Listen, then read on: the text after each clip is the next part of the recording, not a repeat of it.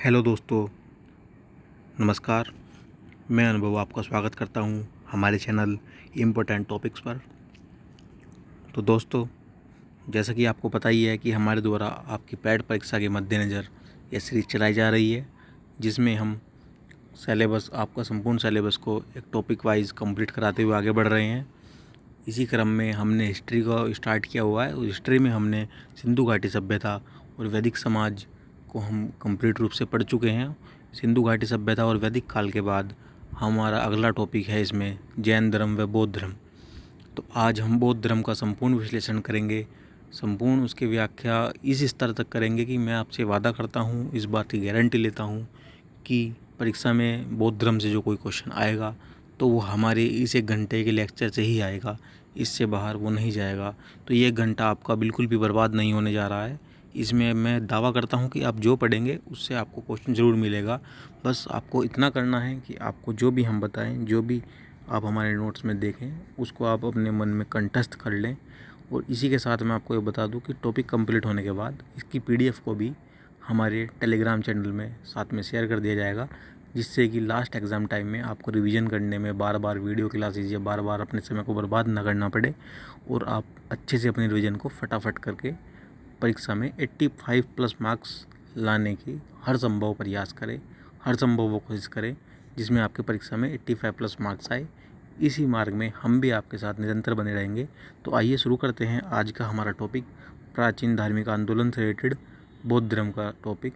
तो इसी में मैं आपको बता दूं दोस्तों, इसकी शुरुआत में कि हुआ क्या था कि 6ठी शताब्दी का जो दौर था, 6ठी शताब्दी के दौर में आपको भी इस बात का मालूम ही है कि 6ठी शताब्दी में उत्तर वैदिक काल का अंत चल रहा था। और उत्तर वैदिक काल के अंत में, उत्तर वैदिक काल में जैसे आप उत्तर वैदिक काल में पढ़ के भी आए हैं कि आडंबर बहुत ज़्यादा बढ़ गया था, बहुत ज़्यादा आडंबर ने स्थान ले लिया था और बहुत ही ज़्यादा कर्मकांड, धार्मिक कर्मकांड, पुरोहितों का बहुत ज़्यादा जोर, मतलब कि इस तरीके का बहुत कुछ हो चुका था। लोग जो हैं अलग अलग वर्गों में बट गए थे कि ये हो गया था कि लोगों को ये होने लगा था कि अब कुछ नया चाहिए, कोई एक नई शुरुआत, एक मतलब उनको एक नया रास्ता की बहुत ज़रूरत पड़ गई थी। तो इसी सफ़र में शुरुआत होती है 2 नए धर्मों की, जैन धर्म व बौद्ध धर्म की।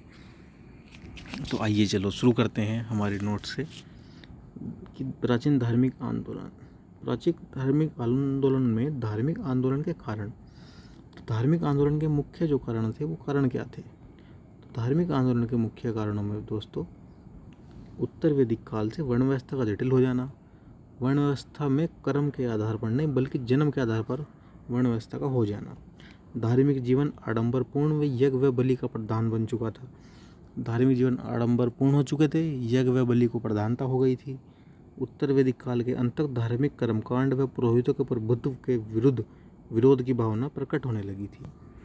तो पुरोहितों के प्रभुत्व के विरुद्ध भी भावनाएं प्रकट होने लगी थी। यही सब मुख्य कारण रहे जिनकी वजह से एक धार्मिक आंदोलन खड़े हुए। तो आइए दोस्तों बात करते हैं बौद्ध धर्म के बारे में। बौद्ध धर्म जिसके संस्थापक सिद्धार्थ या गौतम बुद्ध थे, इस सबसे आप परिचित ही हैं। तो गौतम बुद्ध के बेसिक जीवन परिचय के बारे में हम बात करते हैं, जहाँ से अक्सर क्वेश्चन बन जाते हैं। तो गौतम बुद्ध का जन्म 563 ईसा पूर्व लुम्बिनी वन, इनकी माताजी अपने मायके का प्रस्थान कर रही थी, इसी बीच उनको प्रसव पीड़ा हुई और लुम्बिनी वन कपिलावस्तु में जो स्थित है, तो लुम्बिनी वन में गौतम बुद्ध का जन्म हुआ। इनके पिता शुद्धोधन शाक्य क्षत्रिय कुल के महाराजा थे। तो आपको ये क्वेश्चन पूछा जाता है कि महात्मा बुद्ध किस कुल से थे। तो इनके पिता शुद्धोधन जो थे वो शाक्य क्षत्रिय कुल के कपिलावस्तु के शासक थे।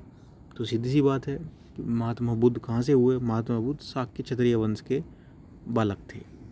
इनकी माता महामाया कोलीय वंश की राजकुमारी थी। तो इनके पिता शाक्य क्षत्रिय कुल से थे, इनकी माता महामाया कोलीय वंश की राजकुमारी थी। इनके इस जन्म के कुछ समय पश्चात ही इनकी माता जी का देहांत हो गया, लगभग 1 सप्ताह में ही। उसके बाद इनका पालन पोषण इनकी मौसी व इनकी सुतली माँ गौतमी महाप्रजापति द्वारा किया गया। इनकी पत्नी का नाम यशोधरा व इनके पुत्र का नाम राहुल। राहुल का अर्थ होता है एक और बंधन। ये नाम महात्मा बुद्ध ने ही रखा था कि मेरे जीवन में अब एक और बंधन आ गया है, इसलिए उन्होंने इसका नाम राहुल रखा था। बुद्ध के जन्म के समय कुछ भविष्यवाणी एक ब्राह्मण के द्वारा भविष्यवाणी की गई थी, जिनका नाम था कौंडिल्य। कौंडिल्य नामक ब्राह्मण के द्वारा बुद्ध के जन्म के समय एक भविष्यवाणी की गई थी, जिसमें यह कहा गया था कि यह बालक या तो चक्रवर्ती सम्राट बनेगा, या राजा बनेगा, या सन्यासी बनेगा। यह भविष्यवाणी किसने की थी? तो कौंडिल्य नामक ब्राह्मण के द्वारा यह भविष्यवाणी की गई थी कि यह बालक या तो चक्रवर्ती राजा बनेगा या सन्यासी बनेगा। अब इस भविष्यवाणी से इनके पिता हो गए बड़े चिंतित। अब उन्होंने क्या किया? उन्होंने महल के अंदर ही सिद्धार्थ को रखा और उसके लिए सारी संपूर्ण व्यवस्थाएं महल के अंदर ही कर दी, जिससे वो बस जीवन में खुशी खुशी को देखे और महल से बाहर के समाज में, दुनिया में क्या दुख है, क्या सब कुछ परेशानियां हैं, उस सब से दूर रहे। लेकिन हर चीज़ की एक उम्र होती है, एक समय होता है घर पर रुकने का भी। जब उनकी उम्र 29 वर्ष हो गई तो उन्होंने बहुत जिद करके एक जिद की कि मैं अपने राज्य में घूमना चाहता हूँ। तब उनके पिता को उनकी जिद के आगे नतमस्तक होना पड़ा और सिद्धार्थ अपने सारथी, जिनका नाम मैं आपको आगे बताऊंगा, जो आपको याद भी रखना है, सारथी का नाम भी और घोड़े का नाम भी, जिसके साथ सिद्धार्थ आगे बढ़े। तो मैं आपको बताता हूँ। सिद्धार्थ घर से निकले और रास्ते में उन्होंने 4 दृश्य देखे, जिन 4 दृश्यों का उनके जीवन पर बहुत अधिक प्रभाव पड़ा।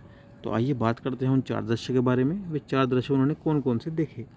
जो 4 दृश्य जिनमें सिद्धार्थ विचलित हुए और वे संन्यास की ओर बढ़े। नंबर 1 बूढ़ा व्यक्ति, नंबर 2 बीमार व्यक्ति, नंबर 3 मृत व्यक्ति, नंबर 4 एक सन्यासी।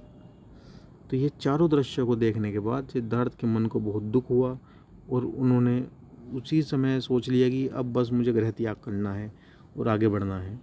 बुद्ध के इसी निश्चय को, बुद्ध के गृह त्याग को ही महाविनिष्क्रमण कहा गया है। तो इन चारों दृश्यों को देखने के बाद 29 वर्ष की अवस्था में बुद्ध ने गृह त्याग किया, जिसको बौद्ध ग्रंथों में महाविनिष्क्रमण कहा गया है।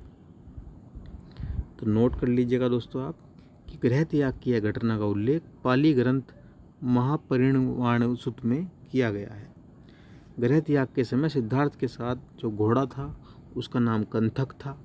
जो घोड़ा था उसका नाम कंथक था। आप ऐसे याद कर सकते हैं, कथक नृत्य, घोड़ा नृत्य करता हुआ कंथक नाम का घोड़ा इनका था। और जो इनके सारथी थे उनका नाम छंदक था। तो घोड़ा कंथक और सारथी छंदक। और सिद्धार्थ ने अनोम नदी के तट पर घोड़े व सारथी का साथ छोड़ दिया था। कहाँ पर? अनोम नदी के तट पर। अनोम नदी के तट से सिद्धार्थ आगे बढ़ने के बाद अब ज्ञान प्राप्ति के लिए अपनी यात्रा पर चले। इस यात्रा का क्रम आपको जरूर याद रखना है। बहुत बार इस यात्रा के क्रम से ही क्वेश्चन पूछ लिया जाता है। ये तो इसमें सर्वप्रथम सिद्धार्थ ज्ञान की खोज में जब निकले तो सर्वप्रथम वैशाली पहुँचे। वैशाली में यह अलार कलाम के आश्रम में आ गए। अलार कलाम के आश्रम में आने के बाद ये अलार कलाम के आश्रम में आए। यहाँ पर इन्होंने तप की क्रिया और उपनिषदों की ब्रह्मा विद्या में शिक्षा प्राप्त की। तो यहाँ पर अलार कलाम के आश्रम में इन्होंने क्या किया? तप की क्रिया व उपनिषदों की ब्रह्मा विद्या की शिक्षा प्राप्त की। वैशाली से राजगिरी के पास रुद्रग्राम पुत्र आश्रम पहुँचे। यहाँ पर उन्होंने योग का ज्ञान प्राप्त किया। तो वैशाली से राजगिरी के पास, वैशाली के बाद ये राजगिरी गए। यहाँ पर रुद्रग्राम पुत्र के आश्रम में पहुँचे और इन्होंने योग का ज्ञान प्राप्त किया। तो सर्वप्रथम कहाँ? वैशाली, अलार कलाम के आश्रम में। अलार कलाम के बाद कहाँ? रुद्रग्राम पुत्र के आश्रम में। यहाँ पर इन्होंने योग का ज्ञान प्राप्त किया। तत्पश्चात राजगिरी से उरुवेला गए। सबसे पहले वैशाली गए, फिर राजगिरी गए और राजगिरी से उरुवेला गए। वहाँ पर मोहना व निरंजना नदी के संगम पर, कहाँ पर? मोहना व निरंजना नदी के संगम पर 6 वर्ष तक तपस्या की। 6 वर्ष तक की कठिन तपस्या के बाद जब इनको ज्ञान की प्राप्ति नहीं हुई तो इन्होंने सोचा कि अब मुझे यह तप तोड़ना चाहिए। तो इन्होंने सुजाता नामक स्त्री से खीर खाकर अपना व्रत को तोड़ा। किससे? सुजाता नामक स्त्री से खीर खाकर अपने व्रत को तोड़ा और दोबारा से नए सिरे से अपनी तपस्या में लीन होने की प्रक्रिया को प्रारंभ किया। तो तत्पश्चात 35 वर्ष की आयु में जब ये समाधि, मतलब इन्होंने अपने व्रत को तोड़ा, तो उसके बाद बहुत जल्दी इनको ज्ञान की प्राप्ति हुई। लगभग 49 दिन के बाद इनको ज्ञान की प्राप्ति हो गई। उसके बाद ये निरंजना नदी के किनारे पर वैशाखी पूर्णिमा की रात्रि में पीपल वृक्ष के नीचे सत्य ज्ञान की इनको प्राप्ति हुई, लगभग 49 दिन के बाद।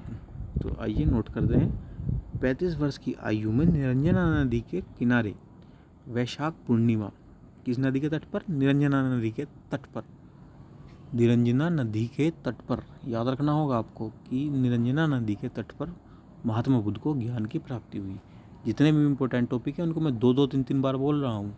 अब ये आपको नोट करना है कि मुझे क्या याद करना है, क्या नहीं, क्या परीक्षा के लिए इम्पोर्टेंट है, क्योंकि मैं आपको इम्पोर्टेंट को अपने आप बता रहा हूँ। आपको खुद सचेत रहना चाहिए। ये मैं औरों की तरह 3-3 क्लास में, 4-4 क्लास में आपको टॉपिक को नहीं कंप्लीट करा रहा हूँ। आपका एक ही टॉपिक एक क्लास में और सटीक तरीके से आपको कराया जा रहा है। अब आप विश्वास करें या न करें, लेकिन मैं दावा करता हूँ परीक्षा में क्वेश्चन इससे बाहर नहीं आएगा।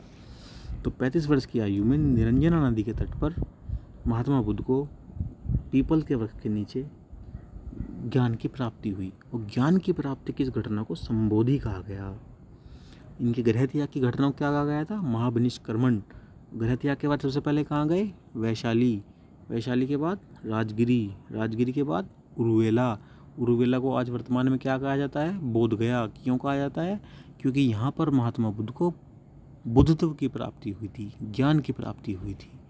निरंजना नदी के तट पर बोधगया। उरुवेला को ही फिर इसलिए इसी वजह से बोधगया कहा गया है। और इस घटना को संबोधि कहा गया है। जहाँ पर बुद्ध को ज्ञान प्राप्त हुआ तो क्या कहलाई? संबोधि।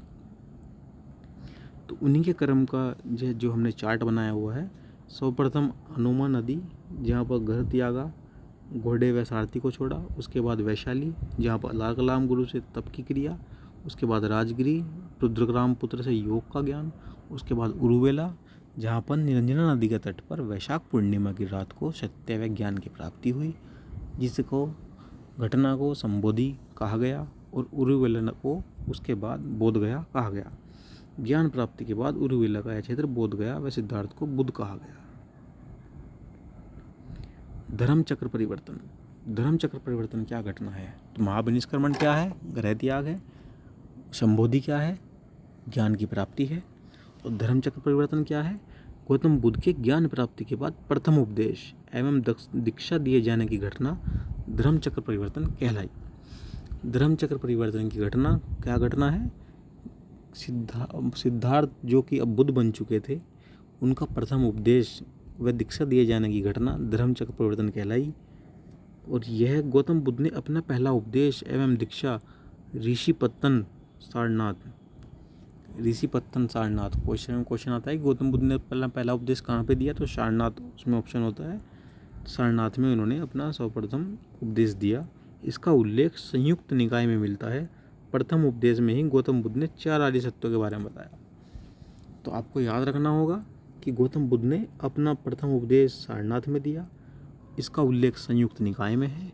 और प्रथम उपदेश में ही गौतम बुद्ध ने 4 आर्य सत्यों का उल्लेख किया।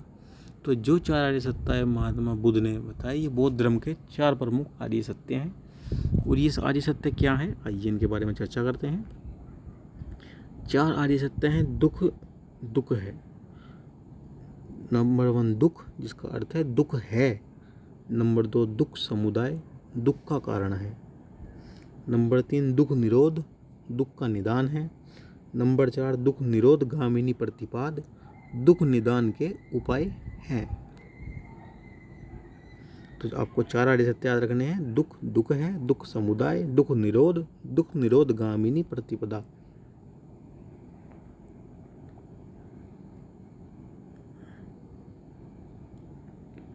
महात्मा बुद्ध ने बौद्ध धर्म में अष्टांगी मार्ग के बारे में बताया है, जिस अष्टांगी मार्ग में 4 आर्य सत्यों के बारे में विस्तृत रूप से उल्लेख है। तो दोस्तों, हम इस सभी को आपको न बताते हुए आगे बढ़ते हैं। ये PDF में आपके लिए रहेगा अवेलेबल, क्योंकि ये आपकी पैट परीक्षा से ज़्यादा थोड़ा है, इसलिए हम आपको नहीं बता रहे हैं। और आपकी संतुष्टि के लिए हम इसको अपनी PDF में रखेंगे, ताकि आपको अगर मन करे तो आप इसको पढ़ सकते हैं और आप अपनी आगे की परीक्षाओं के लिए भी इसको रेडी कर सकते हैं। अभी हमारा फोकस पैट परीक्षा में टॉपिक वाइज और स्मार्ट स्टडी का है, तो उसी को मद्देनज़र हम इससे आगे बढ़ते हैं। इसको आपको अगर देखना है तो आप जो है हमारे टेलीग्राम चैनल, जो कि important topics SCS important topics है, उससे आप इसको ले सकते हैं। इसका लिंक आपको डिस्क्रिप्शन में मिल जाएगा। तो आपको याद रखना है कि 4 आर्य सत्य हैं, और 8 अष्टांगिक मार्ग है। इस परीक्षा के लिए यही मुख्य है। आइए बौद्ध धर्म की स्थापना के विषय में चर्चा कर लेते हैं। तो गौतम बुद्ध ने सारनाथ में बौद्ध संघ की स्थापना की। सारनाथ में ही इन्होंने सर्वप्रथम अपना उपदेश दिया और यहीं पर ही इन्होंने बौद्ध संघ की स्थापना की। बौद्ध संघ का संगठन गणतांत्रिक प्रणाली पर आधारित था। तो बौद्ध संघ का संगठन किस प्रणाली पर आधारित था? गणतांत्रिक। गणतांत्रिक मतलब गणतंत्र, बहुत सारे गणराज्यों से मिलकर गणतांत्रिक प्रणाली का इसमें विस्तार आधारित थी। उस संघ में प्रवेश पाने के लिए कम से कम 15 वर्ष की आयु का होना आवश्यक था। माता पिता की आज्ञा भी आवश्यक थी। आपकी उम्र कम से कम 15 वर्ष होनी चाहिए थी और माता पिता की आज्ञा भी होनी चाहिए थी। तत्पश्चात ही बौद्ध संघ में स्थान प्राप्त होता था। अस्वस्थ, शारीरिक विकलांग, ऋणी, सैनिक व दासों का प्रवेश संघ में वर्जित था। किसी प्रस्ताव में मतभेद होने पर मतदान करवाया जाता था। मतदान गुप्त व प्रत्यक्ष दोनों रूप से होता था। इसकी गणपूर्ति 20 सदस्य होते थे। संघ के सदस्य अनुयायी 2 वर्गों में बटे हुए थे। ये इंपॉर्टेंट क्वेश्चन आपके लिए बन जाता है कि संघ के सदस्य व अनुयायी 2 वर्गों में बटे हुए थे, जो थे भिक्षु या भिक्षुणी। ये सन्यासी जीवन जीने वाले लोग थे। जो पुरुष थे वो भिक्षु, जो महिलाएं थी वे भिक्षुणी। तो भिक्षु भिक्षुणी ये जो लोग थे ये सन्यासी जीवन जीने वाले लोग थे, जो भिक्षा पर निर्भर थे। उसके बाद उपासक या उपासिकाएं, ये लोग गृहस्थ जीवन में रहकर बौद्ध धर्म का अनुसरण करने वाले लोग थे। तो जो लोग सन्यास के रास्ते पर चले गए वो लोग भिक्षु या भिक्षुणी कहलाए, और जिन्होंने गृहस्थ जीवन में रहकर बौद्ध धर्म का अनुसरण किया वो लोग उपासक या उपासिका कहलाए। बौद्ध संघ के सदस्य सभी जातियों के लिए सुलभ थी। चोर एवं हत्यारों का प्रवेश वर्जित था। प्रारंभ का जो काल था बौद्ध धर्म का, तब स्त्रियों को इसमें शामिल होने की आज्ञा नहीं दी गई थी। महात्मा बुद्ध ने साफ कह दिया था कि इसमें स्त्रियों को हम स्थान नहीं देंगे। हो सकता है स्त्रियों को स्थान देने की वजह से कल को बौद्ध संघ में कुछ दुर्संगतियाँ या कुछ गलत असर आ जाए, इसलिए इन्होंने यही सब सोचकर महिलाओं को वो इसमें अपने संघ में शामिल होने की अधिकार नहीं दिए थे। लेकिन हुआ क्या कि गौतम बुद्ध जी कपिलावस्तु गए। कपिलावस्तु में इनकी सौतेली माता जी ने इनके साथ काफ़ी जिद की बौद्ध संघ में शामिल होने के लिए। उसके बाद इनको अपने विचार में परिवर्तन करना पड़ा। तो आइए हम बताते हैं आपको इसके बारे में नोट से। प्रारंभ में स्त्रियों को संघ में शामिल होने का अधिकार नहीं था, परंतु जब गौतम बुद्ध कपिलावस्तु पहुँचे तो उनकी सौतेली माँ गौतमी ने परवज्जा ग्रहण करने की इच्छा प्रकट की। तो क्या ग्रहण करने की इच्छा प्रकट की? परवज्जा ग्रहण करने की इच्छा प्रकट की, परंतु गौतम बुद्ध ने मना कर दिया। जब गौतम बुद्ध कपिलावस्तु से वैशाली पहुँचे तो वहाँ पर वैशाली पहुँचने पर गौतमी भी उनके साथ वैशाली गई। उनकी माता गौतमी भी उनके साथ वैशाली गई। अंत में आनंद के प्रबल आग्रह पर, गौतम बुद्ध के जो प्रमुख शिष्यों में से एक थे आनंद, उनके प्रबल आग्रह पर गौतम बुद्ध ने परवज्जा ग्रहण करने की अनुमति प्रदान कर दी। इस प्रकार सर्वप्रथम भिक्षुणी संघ की स्थापना वैशाली में हुई थी।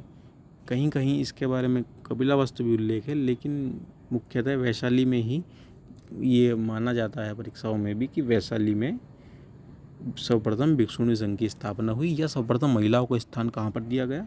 वैशाली में ही दिया गया। संघ में प्रवेश के समय त्रिरत्न बौद्ध, संघ और धम्म। संघ में प्रवेश के समय त्रिरत्न बुद्ध, संघ और धम्म में विश्वास करने की शपथ लेनी होती थी।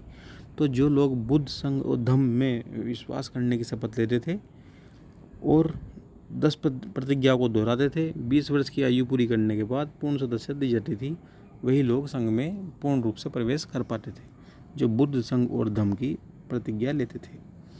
गौतम बुद्ध ने अपना उत्तराधिकारी मनोनीत नहीं किया। उन्होंने घोषणा की कि धर्म और संघ के निर्धारित नियम ही उनके उत्तराधिकारी होंगे। तो गौतम बुद्ध जी का कोई उत्तराधिकारी नहीं था। उन्होंने घोषणा की थी कि धर्म और संघ ही उनके उत्तराधिकारी होंगे।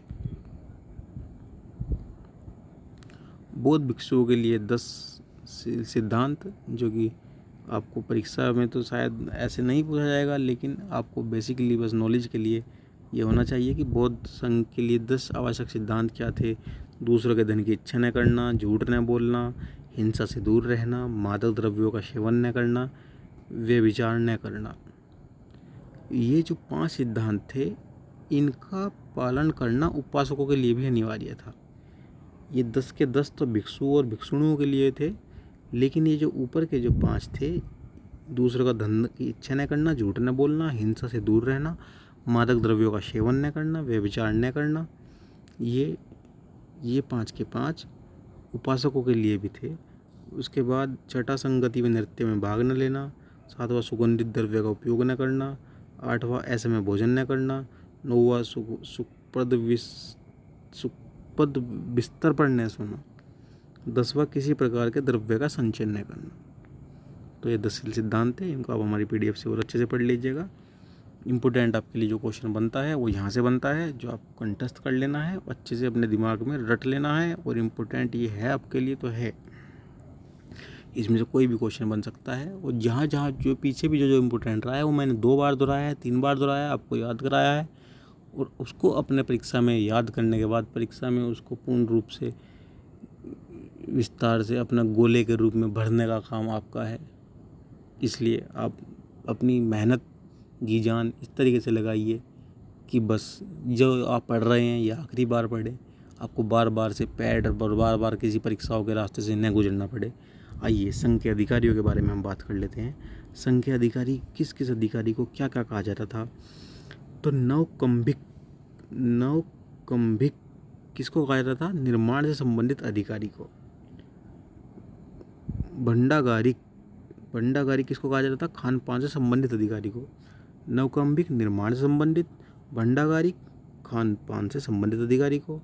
कप्पीकारक क्रय करने वाले अधिकारी को, कप्पीकारक। चिवर वस्त्रागार का अधिकारी, जो वस्त्रागार का अधिकारी होता था वो चिवर होता था। और आर्मिक आराम से संबंधित अधिकारी, आर्मिक।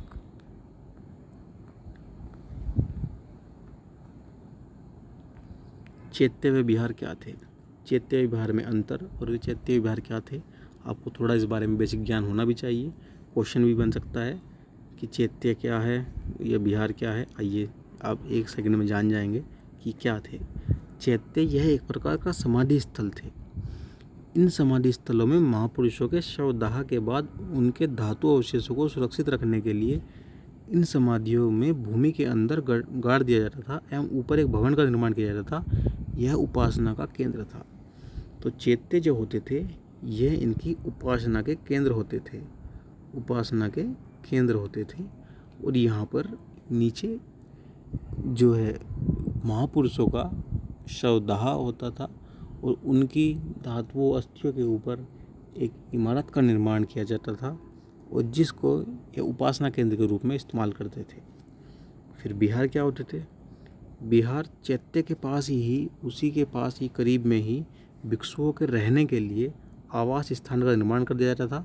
ये आवास स्थान विहार कहलाते थे। तो चैत्य क्या होते थे? ये उपासना के केंद्र थे और चैत्य के पास ही विहार।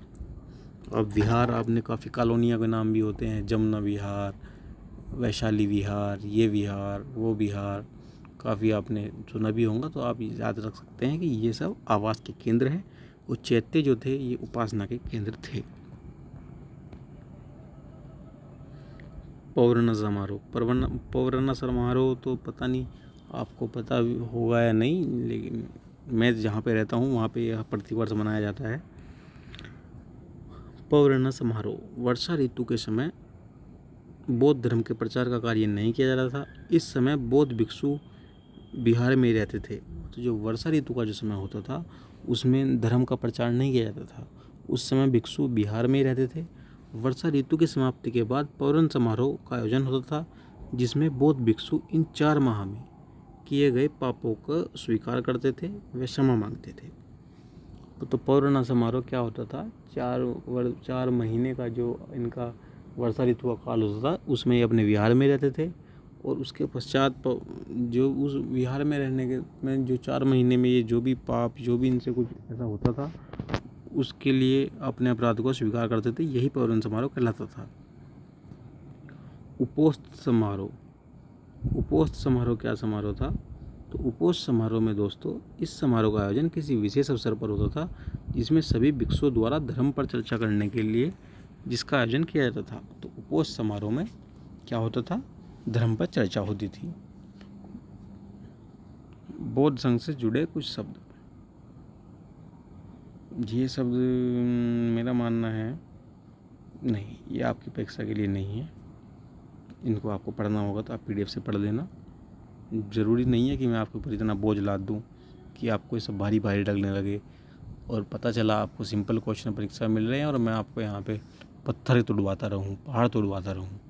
नहीं, जब हमारा काम कपास से ही चल रहा है तो कपास का इस्तेमाल करें, कोमल कपास का। पत्थर ज़्यादा ना तोड़ें, स्मार्ट पढ़ें। जो आपको पढ़ने की ज़्यादा इच्छा होगी तो हम इसके लिए आपको PDF इसका देंगे, आप उसको अच्छे से कंठस्थ कर लेना। जितना आपको पढ़ा रहे हैं इसका दावा है, जितना बताएंगे वीडियो क्लासेस में इसी के अंदर से क्वेश्चन आएगा। तो गौतम बुद्ध जी का हमने आपको पहले बताया था, जब महापरिनिष्क्रमण हुआ था तो सबसे पहले वो कहाँ गए थे? वो वैशाली गए थे, उसके बाद वो राजगिरी गए थे, राजगिरी के बाद वो उरुवेला गए थे, जहाँ पर उनको ज्ञान की प्राप्ति हुई थी। अब ज्ञान की प्राप्ति के बाद वो कहाँ गए थे? ज्ञान की प्राप्ति के बाद वो सर्वप्रथम सारनाथ गए थे, जहाँ पर उन्होंने अपना पहला उपदेश दिया था। सारनाथ के बाद वो उरुवेला आए, उरुवेला के बाद वो राजगिरी, राजगिरी में के बाद वो कपिलावस्तु, कपिलावस्तु के बाद वो वैशाली, और वैशाली के बाद में अपने जीवन के अंत काल में पावापुरी। तो इस चार्ट के क्रम को आप आगे आगे संपूर्ण समझ लेंगे अपने आप ही। आइए हम आपको दिखाते हैं। बुद्ध 45 वर्षों तक धर्मोपदेश देते रहे। उन्होंने अपने भ्रमण काल के दौरान पूर्व में चंपा, पश्चिम में कुरुक्षेत्र, उत्तर में कपिलावस्तु, दक्षिण में कौशाम्बी तक की यात्रा की। बुद्ध उज्जैन नहीं गए थे। उन्होंने अपने शिष्य महाकच्छायन को उज्जैन भेजा था। ये वेरी इंपॉर्टेंट क्वेश्चन आपके लिए बन जाता है कि बुद्ध अपने जो बुद्ध का जो पूरा एक मार्ग है अपने जीवन चक्र का, बुद्ध कहाँ कहाँ गए, तो उसमें एक ऑप्शन उज्जैन डाल देते हैं। तो उसके लिए आपको ऑप्शन है कि बुद्ध उज्जैन नहीं गए थे, इन्होंने अपने शिष्य महाकच्छायन को उज्जैन भेजा था। तो बौद्ध धर्म की मान्यताएं और दर्शन। बौद्ध दर्शन क्षणिकवादी है, बौद्ध दर्शन अंत्य शुद्धिवादी है, बौद्ध दर्शन कर्मवादी है, कर्म का आशय कायिक, वाचिक व मानसिक चेष्टाओं से है। बौद्ध धर्म अनीश्वरवादी है। तो आपके लिए क्वेश्चन बन सकता है कि बौद्ध धर्म ईश्वर में विश्वास रखता है या नहीं? तो बौद्ध धर्म अनीश्वरवादी है और बौद्ध धर्म पुनर्जन्म में विश्वास रखता है। ये लोग पुनर्जन्म में विश्वास रखते हैं लेकिन अनीश्वरवादी हैं। बौद्ध धर्म की मूलाधार 4 आर्य सत्य हैं। तो जो 4 आर्य सत्य हैं वही बौद्ध धर्म का मूल आधार है। बौद्ध धर्म के 3 रत्न हैं।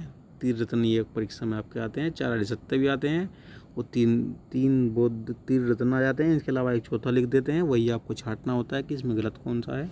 तो बौद्ध धर्म के 3 रत्न जो हैं वो हैं बुद्ध, संघ और धम्म। बुद्ध के जीवन की 4 महत्वपूर्ण घटनाएं, ये मैं आपको ऐसे ही रटा चुका हूँ, मुझे पक्का भरोसा है आपके इसमें 3 तो सीधा सीधा याद होंगी। गृह त्याग महापरिनिष्क्रमण, संबोधि ज्ञान प्राप्ति को, और जब इन्होंने प्रथम उपदेश दिया तो धर्मचक्र परिवर्तन कहलाया, और सबसे अंत में जब पावापुरी में इनका देहावसान हुआ तो वह महापरिनिर्वाण कहलाया। गृह त्याग महापरिनिष्क्रमण, ज्ञान प्राप्ति संबोधि, धर्मचक्र परिवर्तन प्रथम उपदेश को, और महापरिनिर्वाण जब इनका देहावसान हुआ तब कहा। बुद्ध के जीवन की घटनाओं के प्रतीक। बुद्ध के जीवन की घटनाओं के प्रतीक काफ़ी आपके लिए इम्पोर्टेंट बन जाते हैं, आपको याद रखने होंगे।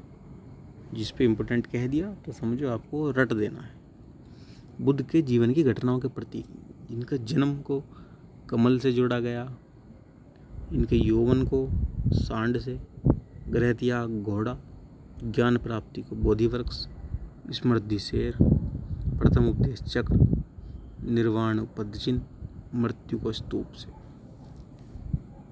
कुल 4 पशु चिन्ह महात्मा बुद्ध के जीवन चक्र की घटनाओं से संबंधित है। कौन कौन से? गर्भ हाथी, यौवन सांड, गृह त्याग घोड़ा, स्मृति शेर। क्वेश्चन बन जाता है कि बुद्ध का जन्म कमल जो है बुद्ध के जन्म का प्रतीक है। उनकी ज्ञान प्राप्ति का प्रतीक बोधि वृक्ष है। इनकी मृत्यु का प्रतीक स्तूप है। यहाँ से क्वेश्चन पहले भी बन चुके हैं। प्रमुख बोध संगतियों से काफ़ी बार क्वेश्चन बनता है, हमेशा बनता आया है और आगे भी ज़रूर बनेगा। हो सकता है हमारी परीक्षा में यहीं से ही कोई ही क्वेश्चन आए इस टॉपिक से और वो यहीं से ही बने, तो आपको इसको अच्छे से कंठस्थ कर लेना है। तो आइए हम इसके बारे में अच्छे से बात करते हैं। बुद्ध संगतियाँ, सबसे पहले तो आपको याद रखना कि कुल कितनी बुद्ध संगतियाँ हुई थी। तो 4 बुद्ध संगतियाँ, 4 संगतियाँ हुई थी जो बौद्ध धर्म के लोगों के बीच में हुई थी। प्रथम संगति, तो पहली संगति जो हुई थी वो 483 ईसा पूर्व में राजगिरी नामक स्थान पर महाकश्यप की अध्यक्षता में अजातशत्रु के संरक्षण में हुई थी। तो प्रथम बौद्ध संगति राजगिरी में, अध्यक्ष कौन था? महाकश्यप, संरक्षक कौन था? अजातशत्रु। उस समय प्रथम बौद्ध संगति हुई थी और इसमें कार्य क्या किया गया था? सूत पीटक एवं विनय पीटक की रचना की गई थी। ठीक है दोस्तों। द्वितीय वैशाली में सबकमीर या स्थिवर यश जो इसके अध्यक्ष थे, संरक्षक इसके कालाशोक थे और इसमें जो कार्य हुए उसमें संघ महासंघिक व स्थावीर यशवादी में बट गया। ठीक है दोस्तों। तृतीय बौद्ध संगति पाटलिपुत्र में हुई। तो प्रथम कहाँ हुई? राजगिरी में, द्वितीय वैशाली में, तृतीय पाटलिपुत्र में। इसके अध्यक्ष कौन थे? मोगलीपुत्तिश। तो प्रथम बौद्ध संगति के अध्यक्ष महाकश्यप, दूसरे के सब्बकमीर, तीसरे के मोगलीपुत्र तिश। और संरक्षक कौन थे? इसके संरक्षक थे अशोक। पहली के संरक्षक अजातशत्रु, दूसरे के कालाशोक, तीसरे के अशोक। और इसमें अभिधम पट्टिक, माफ़ कीजिएगा प्रोनाउंसिएशन थोड़ा इनके लंबे है, कहीं कन्फ्यूजन बोलते हुए हो जाता है। अभिधम पिटक का संकलन प्रमुख बौद्ध संगतियों में प्रथम में सूत पिटक विनय पिटक की रचना हुई थी। ये क्वेश्चन आ जाता है कि सूत पिटक व विनय पिटक की रचना कहाँ हुई थी? तो प्रथम बौद्ध संगति में राजगिरी नामक स्थान पर हुई थी, जिसके अध्यक्ष महाकश्यप थे व संरक्षक अजातशत्रु थे। द्वितीय वैशाली में सब्बकमीर स्थवीर यश इसके अध्यक्ष थे, कालाशोक संरक्षक थे और निवारणकारी आप पढ़ ही रहे हैं। तृतीय पाटलिपुत्र में हुई थी, इसके अध्यक्ष मोगलीपुत्र तिष्य थे, संरक्षक अशोक थे। अभिधम पिटक का संकलन इसमें हुआ था। चतुर्थ बौद्ध संगति सभी के काफ़ी समय बाद 98 ईसा पूर्व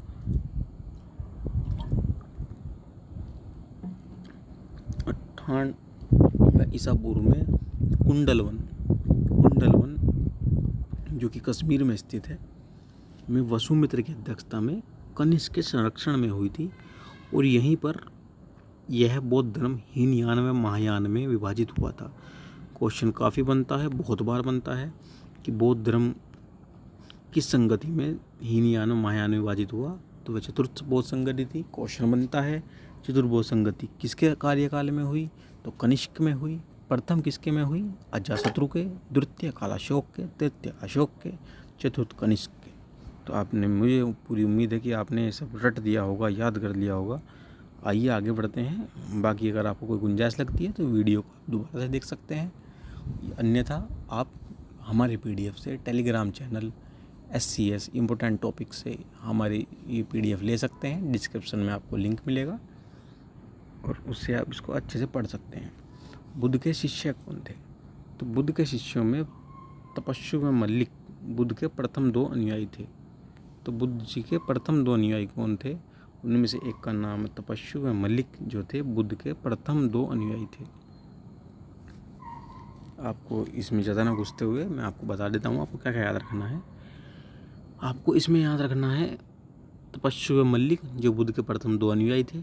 उसके बाद आपको इसमें याद रखना है इनके शिष्यों में इनके पुत्र राहुल थे, इनके सौतेले भाई नंद थे, उपाली थे और जो आनंद थे। आनंद आपको याद है ना, हमने पहले बताया था, जिन्होंने इन पर प्रेशर डाला था। कहाँ पर? वैशाली में, कि ये अपनी माता को परवज्या ग्रहण कराएं। वही आनंद जिन्होंने स्त्रियों को संघ में स्थान दिलाने में योगदान दिया था। वे इनके मुख्य शिष्य थे जीवक। बिंबिसार ने जीवक को अवंती उज्जैन नरेश परगोत की चिकित्सा हेतु भेजा था। तो ये आपके पोर्शन में नहीं है, लेकिन नहीं माफ कीजिएगा, आपको आगे पोर्शन में है। जब आपको पता चलेगा कि कौन बिंबिसार थे और उन्होंने इसको कहाँ भेजा था। तो जीवक को बिंबिसार ने उज्जैन में नरेश परगोत की चिकित्सा के लिए भेजा था। जीवक जो थे बुद्ध के शिष्य थे। बिंबिसार जो मगध का शासक था वह भी बुद्ध का शिष्य था। अजातशत्रु, प्रसेनजीत, महाकश्यप। क्वेश्चन काफ़ी बनता है, राजाओं के नाम लिख दिए जाते हैं मगध साम्राज्य के। वो पूछा जाता है कि इनमें से कौन बौद्ध धर्म से संबंधित है। तो आपको याद रखना है बिंबिसार, अजातशत्रु और प्रसेनजीत। अजातशत्रु प्रारंभ में आजीवक रहा, फिर महावीर स्वामी के संपर्क में रहा, अंत में गौतम बुद्ध के संरक्षण में रहा और दीक्षा प्राप्त की। तो बिंबिसार और अजातशत्रु, प्रसेनजीत, ये जो तीन लोग थे, ये जो है तीनों राजा महात्मा बुद्ध की शरण में गए और बुद्ध के शिष्य बने। इसके अलावा महाकश्यप थे जिन्होंने प्रथम बुद्ध संगति की अध्यक्षता की थी। इनकी प्रमुख शिष्याएं कौन थी? तो प्रमुख शिष्याओं में सर्वप्रथम तो इनकी माता थी महाप्रजापति गौतमी, जो इनकी सौतेली माता थी, उनकी प्रथमा शिष्या थी। दूसरी इनकी स्वयं की पत्नी थी। तीसरी इनकी बहन थी नंदा, इनका भाई नंद भी थे, वो भी इनके शिष्य थे। इनकी बहन नंदा भी इनकी शिष्य बनी। चौथी आम्रपाली, पांचवी विशाखा, छठी क्षेमा। बिंबिसार इनके शिष्य बने तो बिंबिसार की पत्नी क्षेमा भी इनकी शिष्य बनी, और सातवीं मल्लिका। प्रमुख बोधिसत्व से आपको कोई मतलब नहीं है आपकी परीक्षा में। बौद्ध धर्म के संरक्षक राजा मैं आपको बता रहा हूँ, ये तो आपको याद रखना चाहिए। मोटा मोटा भी याद रखेंगे, 2-3 बार रिवाइज कर लेंगे, अपने आप परीक्षा में मन में रहेगा। कौन कौन मगध नरेशों में कौन था? बिंबिसार व अजातशत्रु मगध नरेश जो थे वो इनके संरक्षक राजा थे। प्रसेनजीत कौशल नरेश थे।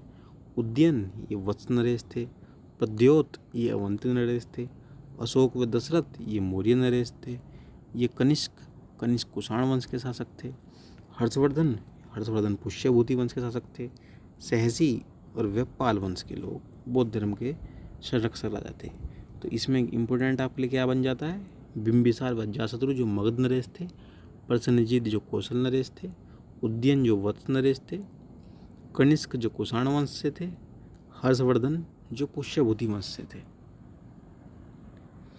बौद्ध धर्म के 8 महास्थान। तो लुम्बिनी जहाँ इनका जन्म हुआ, बोध गया जहाँ इनको ज्ञान की प्राप्ति हुई, सारनाथ जहाँ इन्होंने प्रथम उपदेश दिया, वैशाली जहाँ इन्होंने महिलाओं को संघ में शामिल किया, कुशीनारा, श्रावस्ती, संकीसा व राजगृह। यह प्रमुख बुद्ध के 8 महास्थान हैं।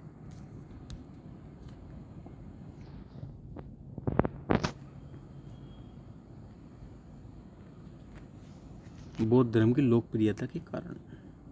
तो लोकप्रियता के कारण जैसा कि आपको पता ही है कि लोकप्रियता के कारण क्या थे कि धार्मिक वाद विवाद से अलग रहे, इस कारण जनसामान्य में इनका आकर्षण बढ़ा। दूसरा, वर्ण व्यवस्था की निंदा करने से निम्न वर्ग के समर्थन प्राप्त हुआ।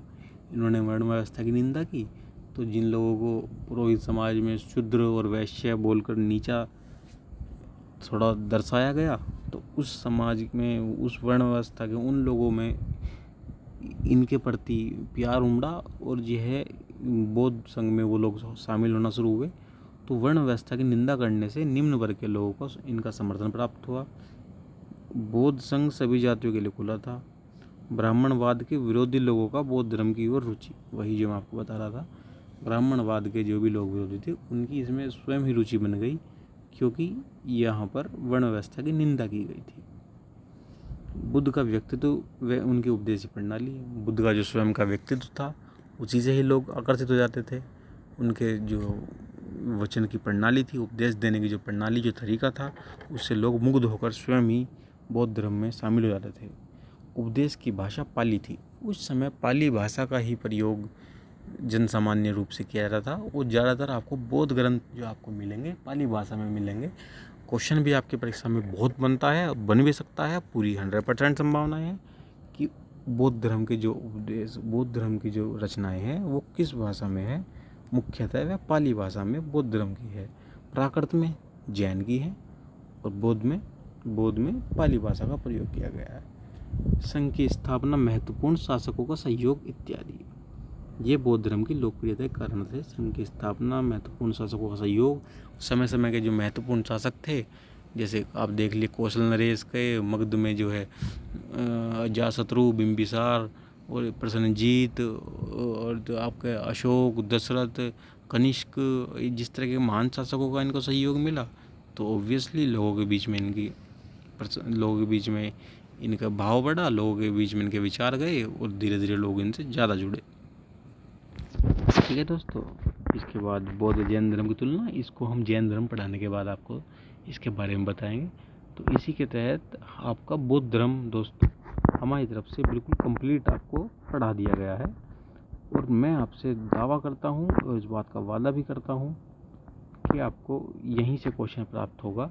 और बस इसी में आपको एक बार दोबारा से चार्ट और दिखा देता हूँ, जिसमें गौतम बुद्ध का धर्म उपदेश के स्थानानुसार भ्रमण, जब उनको ज्ञान की प्राप्ति हुई तो सर्वप्रथम सारनाथ गए, उसके बाद अपने जीवन के अंत समय तक जो उनका भ्रमण काल था, इसके चार्ट को एक बार बस आप देख लीजिए और उसी के साथ हमारा लेक्चर समाप्त हो जाएगा। तो सर्वप्रथम ये सारनाथ गए, सारनाथ में प्रथम उपदेश दिया, यह धर्मचक्र प्रवर्तन कहलाया।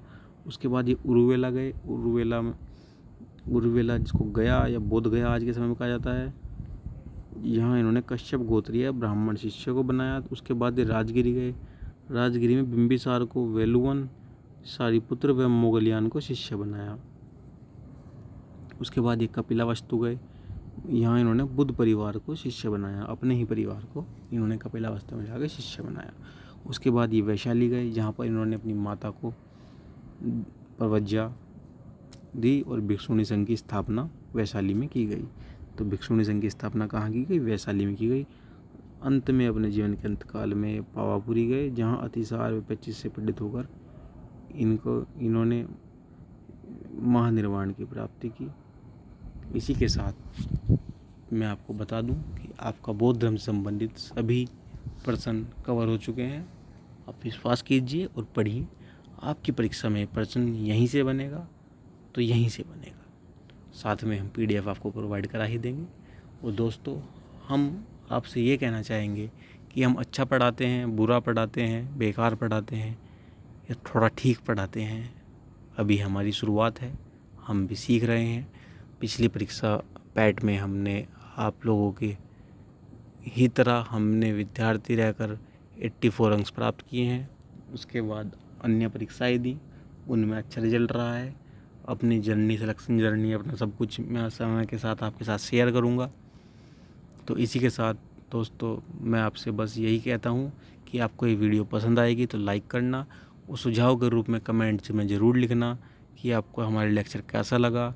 और जो भी हमारे में कमियां हैं, जो भी हमें सुधार की गुंजाइशें हैं, उनको खुलकर हमसे बोलना, खुलकर लिखना, ताकि हम आने वाली क्लासेस में अपने में सुधार ला सकें और आपको बेहतर से बेहतर लेक्चर प्रोवाइड करा सके। हमारी शुभकामनाएं आपके साथ हैं। ईश्वर आपको जीवन में जल्दी सफल बनाए, आपको आत्मनिर्भर बनाए, आपको समाज में एक ऊंचा स्थान प्रदान करे। इसी के साथ नमस्कार, गुड नाइट। रात्रि के 2 बज चुके हैं, हम भी सोने जा रहे हैं। ठीक है दोस्तों, गुड नाइट, नमस्कार।